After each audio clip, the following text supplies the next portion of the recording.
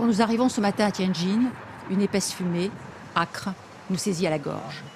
Au-delà de cette passerelle, les pompiers luttent contre les flammes, la police barre le passage. Sur le bord de la route, cette femme seule avec son bébé. Quand c'est arrivé, j'étais complètement perdue. J'ai pris mon enfant dans les bras et je croyais que c'était un tremblement de terre. Un peu plus loin, ce cadavre par terre. Une ambulance vient tout juste d'arriver. À côté, une femme pleure. C'était un de ses parents, un homme, la console. Ne vous inquiétez pas. Je vais faire mon possible pour retrouver des gens que vous connaissez. Des containers sur le port ont été projetés dans tous les sens. Des camions, des voitures sont pulvérisées ou très endommagées.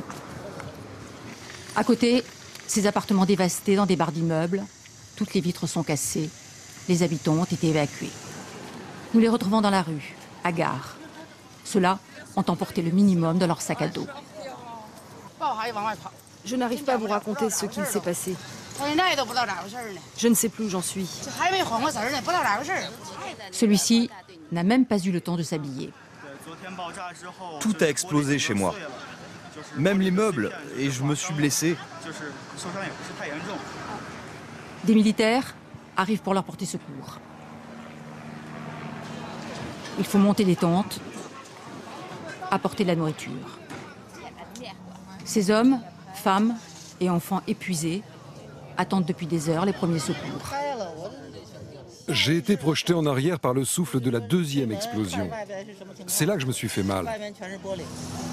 Mais au-delà de leur fatigue, certains s'interrogent sur la gravité de cette explosion. C'est affreux. Les autorités n'ont pas respecté les mesures de sécurité pour une ville de cette importance. Toute cette journée, les blessés n'ont pas cessé d'affluer dans les services d'urgence des hôpitaux de Tianjin.